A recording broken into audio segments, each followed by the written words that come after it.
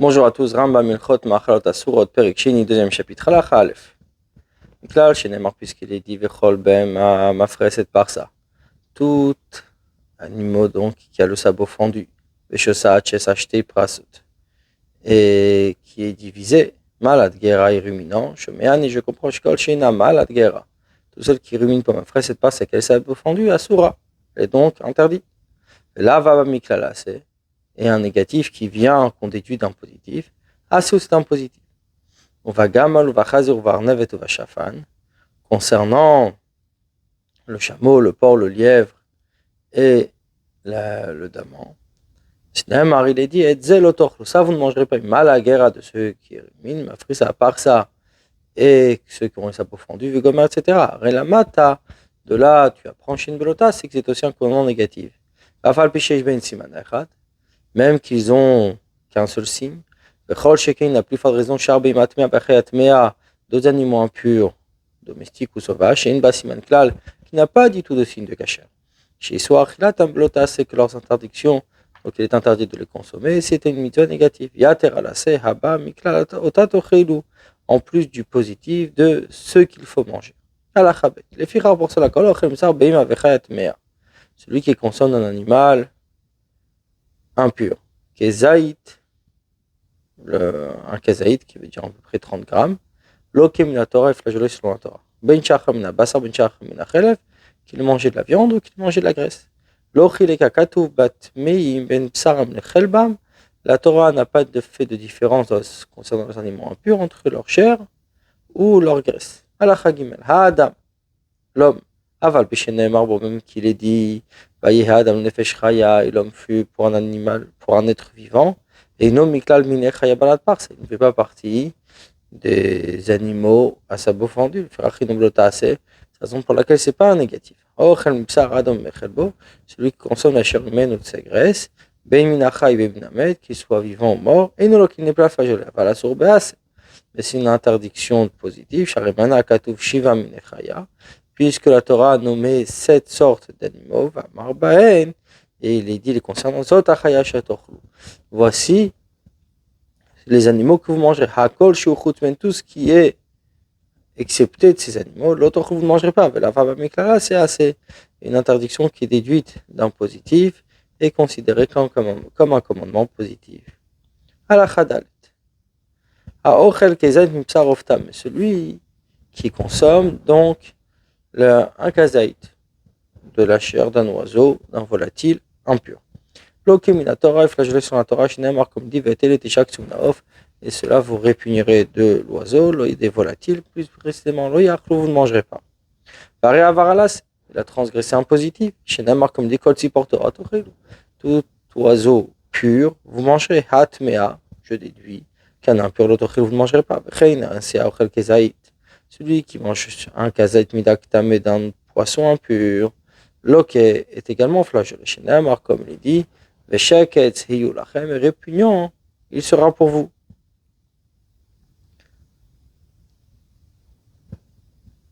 Mipsaram lotochelu, de leur chair vous ne mangerez pas.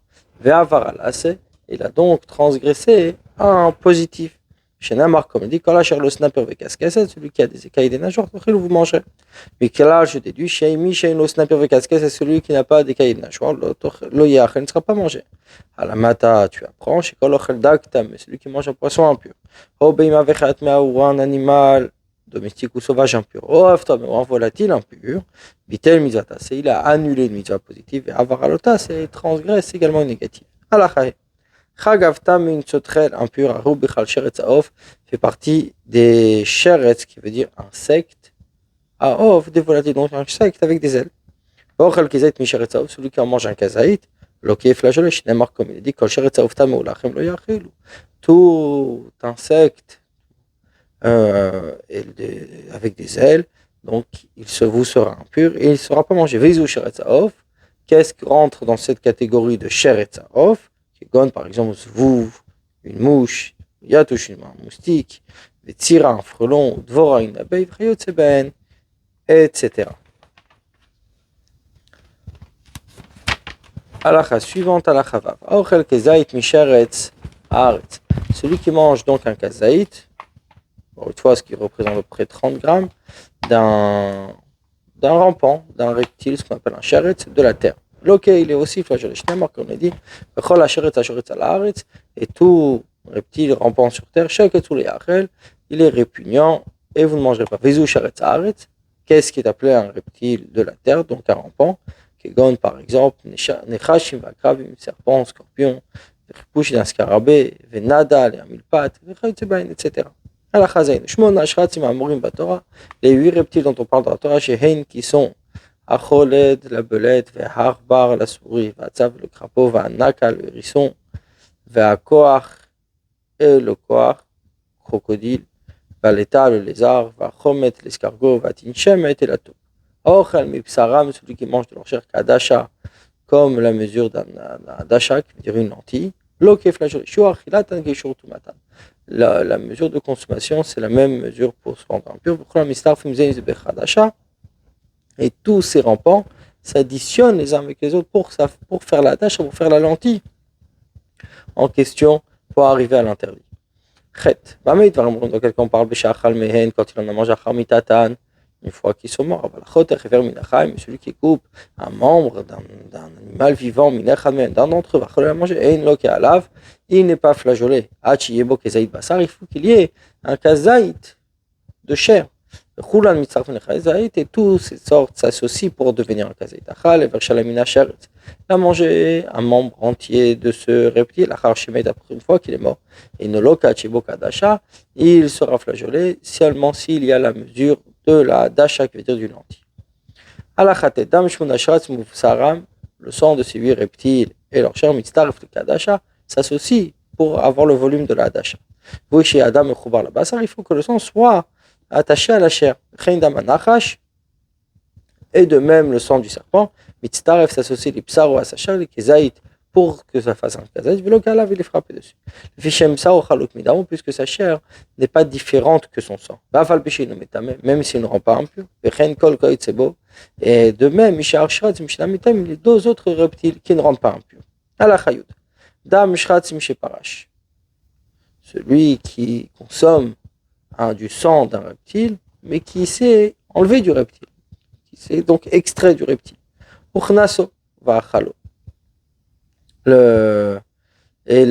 Donc il a pris, il a mangé, et là il est flageolé. S'il a pris un kazaït, mais il faut le prévenir qu'il est en train de consommer un sheretz. Donc mais si on l'a prévenu qu'il est en train de manger du sang, pas tout, il est exempté, car l'interdit de manger du sang, c'est concernant un mal domestique, sauvage ou un volatile. Toutes les mesures et leurs différences sont une transmission orale depuis Moshe au mont Sinaï.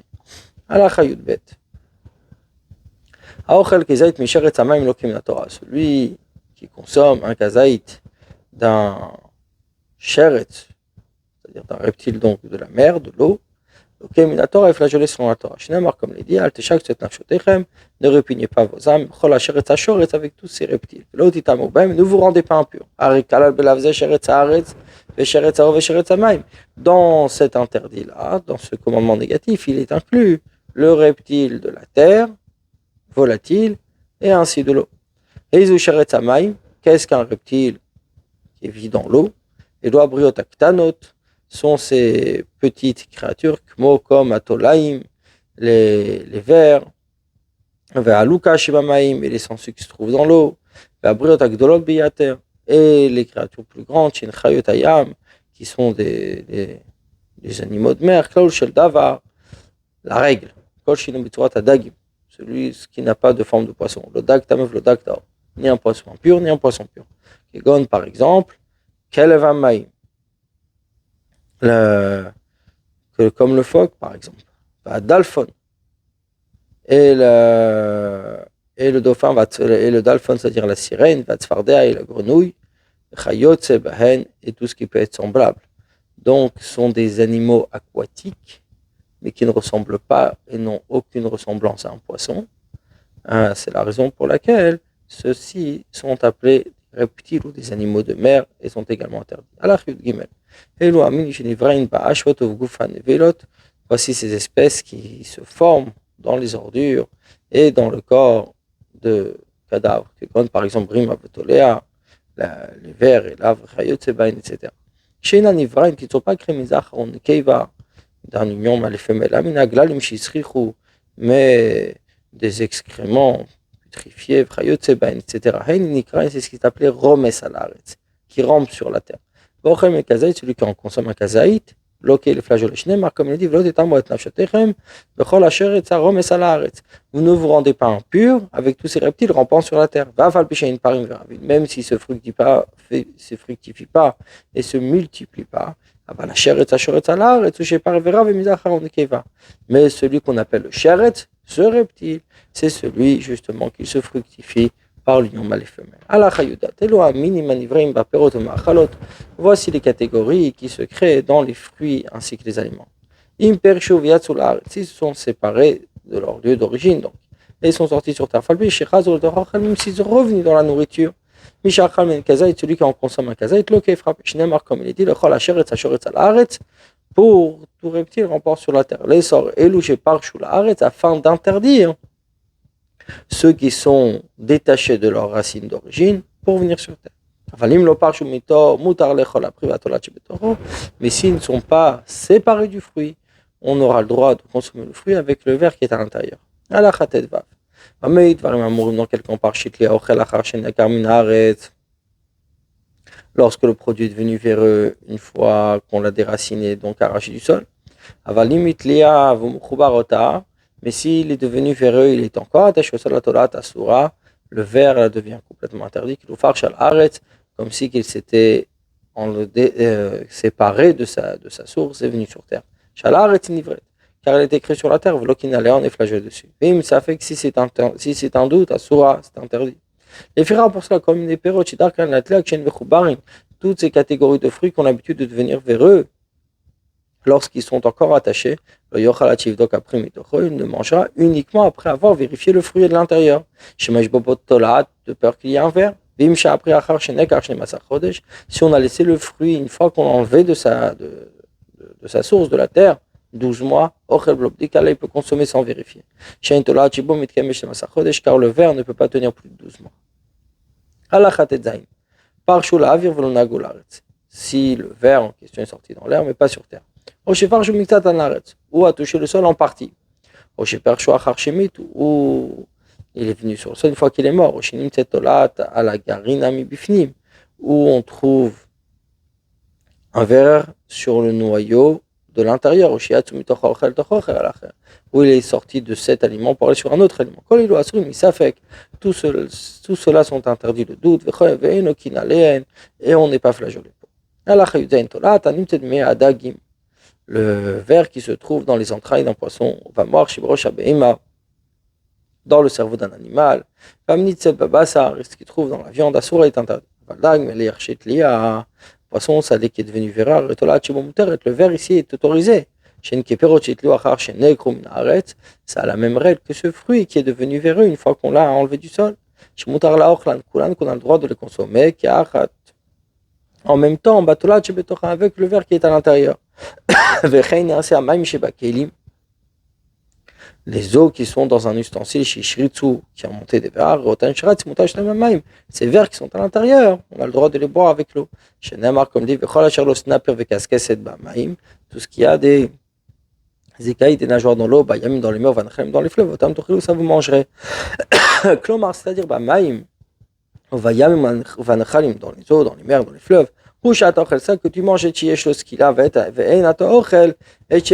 pas ce qui n'a pas donc les signes distinctifs d'écailles et de nageoires. Dans un ustensile, qu'il est ou qu'il n'ait pas de signe, il est autorisé.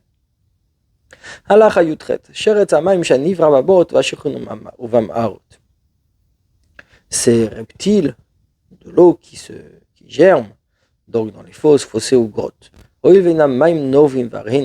Puisque ce n'est pas de l'eau qui coule, mais c'est de l'eau qui est enfermée, donc qui reste à cet espace-là. C'était des endroits de réserve d'eau. Ont la même règle que ces eaux qui sont dans un ustensile, donc autorisées. Il se penche, il boit sans aucun problème. Même si en buvant, il avale également de ces petits verres. Donc, on parle chez l'auberge comme Briata, qui ne sont pas retirés de l'endroit où où ils sont venus de base. Mais s'il s'est séparé, ce reptile, donc il est parti, mais il est revenu dans cet ustensile, ou le tochabon dans le puits, là il est interdit. Il s'est séparé sur les parois du tonneau. Il est retombé dans l'eau, ou dans l'alcool, il est autorisé. La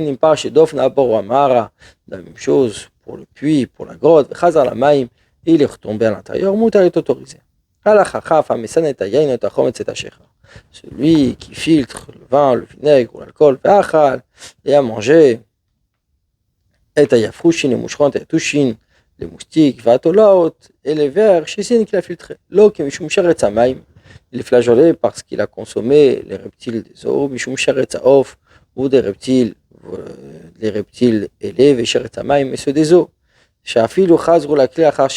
Même s'ils sont revenus dans leur réceptacle après les avoir filtrés, et entre-temps ils sont séparés de l'endroit d'où ils sont nés. Mais s'il n'a pas filtré, là il peut boire sans aucun problème, comme nous l'avons expliqué. Halakha suivante, halakha chafal, ce que nous avons dit dans ce chapitre, celui qui en mange un kazaït, c'est-à-dire 30 grammes, quand il a mangé 30 grammes de cette grande créature. Ou bien qu'il associe un petit peu de cette créature avec une autre, de la même sorte, de la même catégorie, jusqu'à ce que ça fasse un kazaït. Celui qui mange une créature impure toute seule, il est flageolé de la Torah. Même si c'était moins qu'une graine de moutarde, qu'il est mangé morte ou vivante. Et même si cette créature a pourri, a complètement changé de forme, puisqu'il a mangé entièrement, il est flageolé. Une fourmi à laquelle il manque ne serait-ce qu'une seule patte.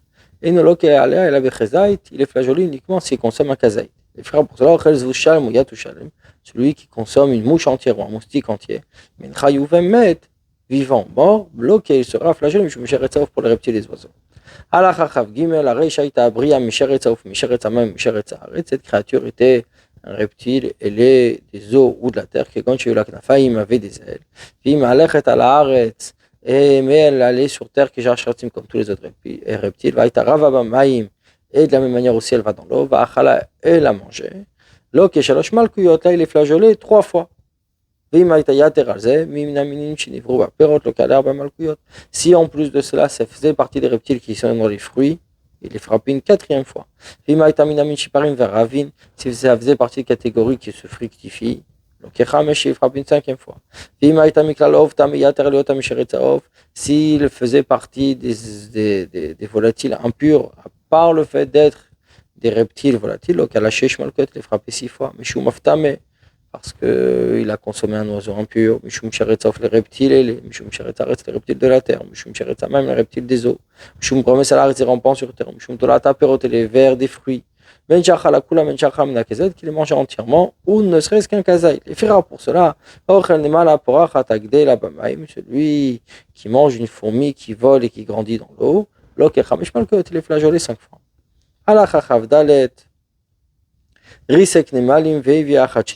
L'écrase des fourmis en a porté une entière. Et il a associé avec celle qu'il a écrasée, tout devient un kazaït, et il a mangé. Il est flageolé à 6 reprises. 5 pour la première fourmi, et une autre fois pour un kazaït des cadavres impurs. Bonne journée à vous.